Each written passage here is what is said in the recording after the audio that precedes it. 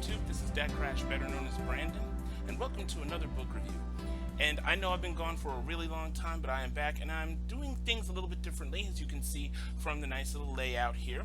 I have a nice little way to introduce my books. And of course, I wanted to go ahead and let everyone know a little something before I start.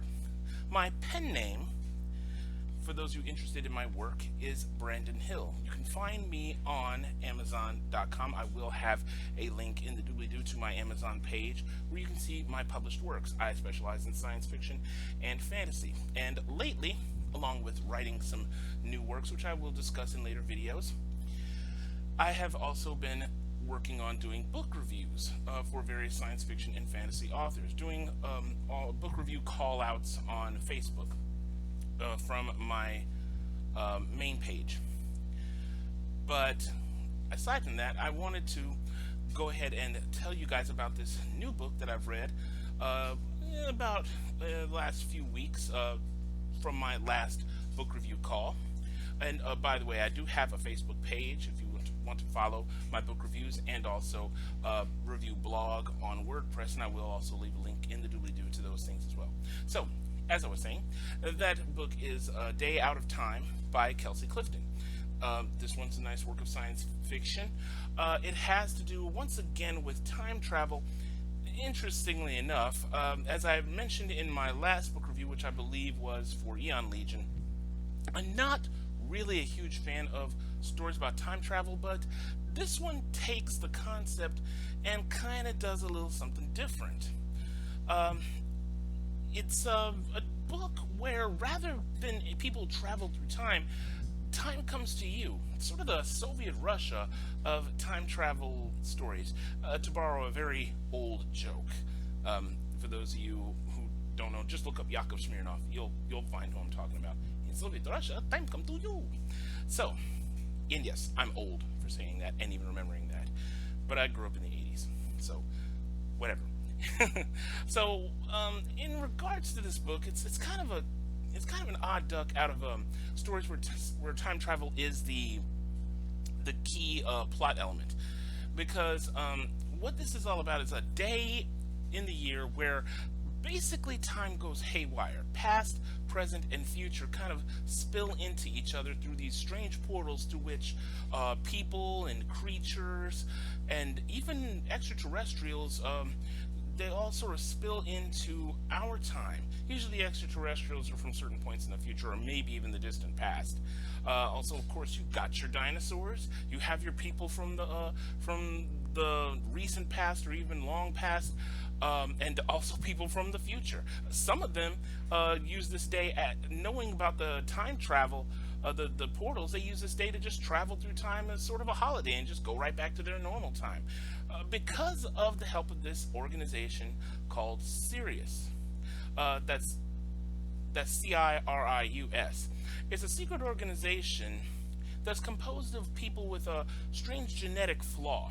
And I'll get into that in just a bit more. But these people basically use advanced technology to close off these portals that might lead to dangerous time periods. They assist like different time displaced historical figures and civilians, and they affirm the legality of the people who are just using the time travel to, for just a holiday. And they also dispatch or have to wrangle deadly prehistoric and even just distant future creatures that happen to pass through these gates. And the ones that they can't bring back to their own time, or for whatever reason, they usually keep in this gigantic menagerie in their headquarters, which is underneath New York City, which is kind of the setting of the story. It all kind of takes place in New York, a city already known for its craziness. Well, this, what is just simply called the day, makes everything crazier. The interesting thing is, at the end of the day, most people forget about it. They don't remember it, except for a select few. This is because of a very rare genetic mutation that allows people to remember the bedlam that goes on during the day. A lot of these people keep that secret because they realize pretty early on in their lives that no one believes them when they recall, hey, I just saw this dude dressed up like Buck Rogers fighting this dude who looks like a Revolutionary War soldier. and then these guys in military uniforms came and put a stop to the fight, and brought them through these portals. Or just, it looked like they were walking, suddenly they disappeared. Well, who's going to believe that? But if Sirius finds these people out, they usually invite them to join their ranks to help to rein in the insanity of that day, so that it minimizes any kind of catastrophes and leaves people still living their happy little lives. Some members of Sirius don't have this ability, and they have a particular chip that's installed in their heads that basically allows them to remember the events of the day. But most of the people are people who remember it naturally, which is kind of an interesting thing because of how the characterization of the book works out. Now, the characterization for A Day Out of Time is probably its absolute strongest suit, because it is a delight to read about all these different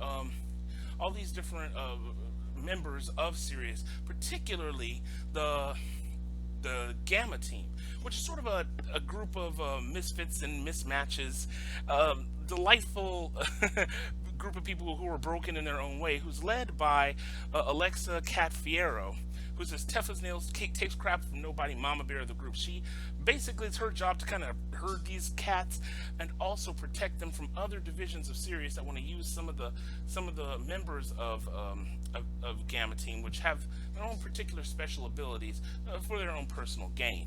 And of course, surrounding her is the other members of the team, the ones the story the story focuses on the most.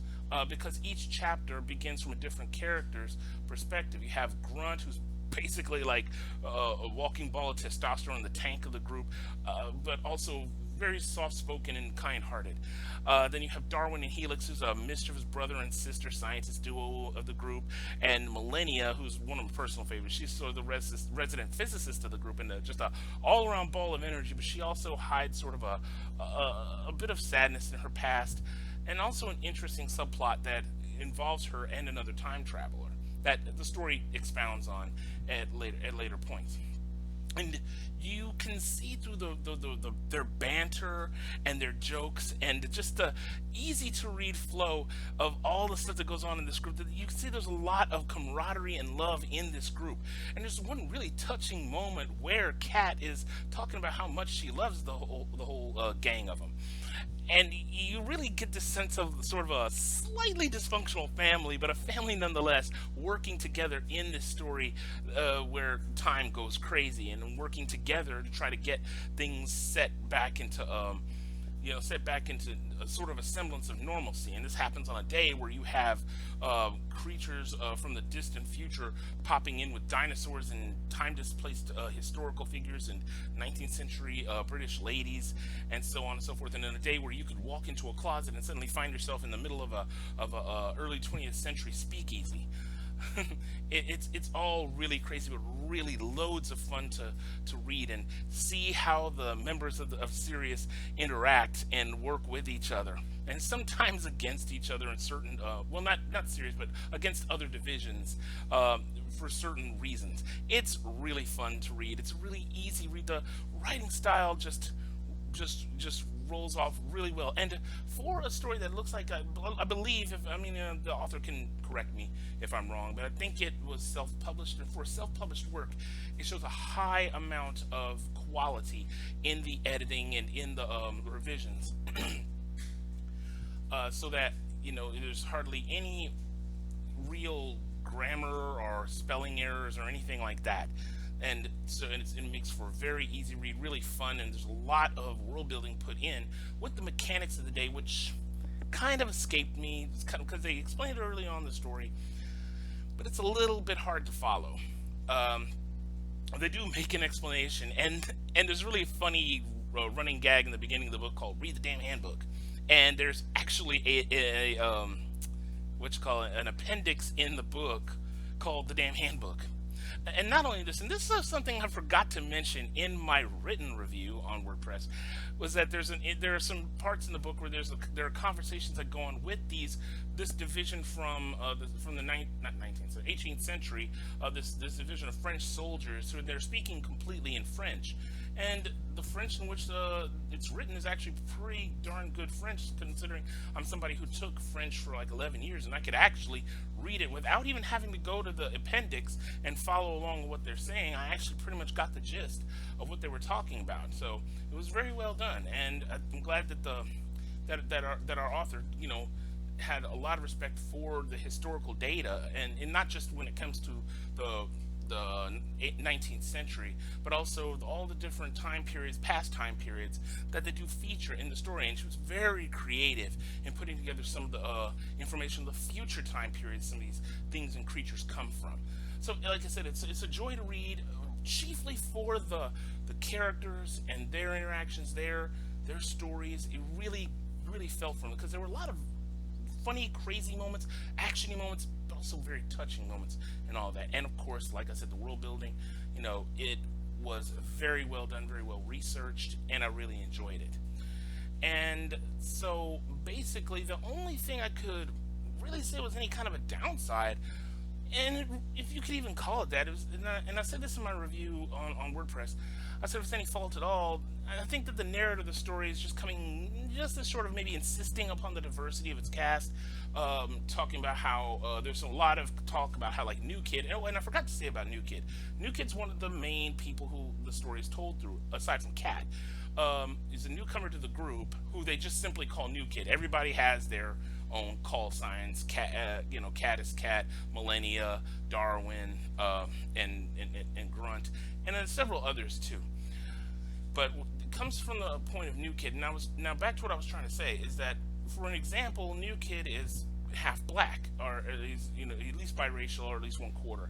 And there's a lot of reference to that, a lot of reference to the racial component of the group. And I felt that it didn't need to insist on that quite so much, and because I think that the characters are fleshed out enough to where you don't have to worry about their ethnicity as that big of a deal. But then again, putting it against people from different points in the past that had much more provincial attitudes about ethnicity and race, it does bring that out. So, like I said, this is just a nitpick. I mean, that's about the only thing I could really find that was any kind of a problem in the book, and it really wasn't like this major problem that I had. So I really enjoyed it on the whole. I mean, I loved it. Like I said, I'm usually a fan of stories. I'm not a fan of stories, or that time travel is like a central plot device, but this held my interest a lot, and I was really glad to have read it. There's a sequel book that has been released also. I will have a link to this book down in the doobly-doo as well for those of you whose interest has been piqued. And I think you really need to go ahead and give Kelsey Clifton some love and go check out this really cool book, and also its sequel, which I will be reading before long. I actually have bought it. It's on my Kindle, and it's ready to read. And this one's available on Kindle and in paperback. And so, for those of you who don't like using electronic books, hey, you can go ahead and read it the old-fashioned way. And I'm not one of these people that is going to be this is the superior format. You like paper books, cool. You like electronic, you like ebooks, cool. Do you. But on the whole, this one I give an easy 9 out of 10. Very, very recommended. Absolutely. Go pick this up, especially if you love science fiction, fantasy, and especially if you love time travel type books. You will not be disappointed with this one. I mean, that's all I got to say about that. And I'm glad that Kelsey Clifton gave me an opportunity to read this. Follow me, guys, on my Facebook page. I'll have a link down in the doobly-doo. Follow me on my WordPress blog if you like to go ahead and read a little bit more of a slightly detailed, slightly more focused review without all the rambling that my dulcet tones give you. And also, I will have a link to my books on Amazon.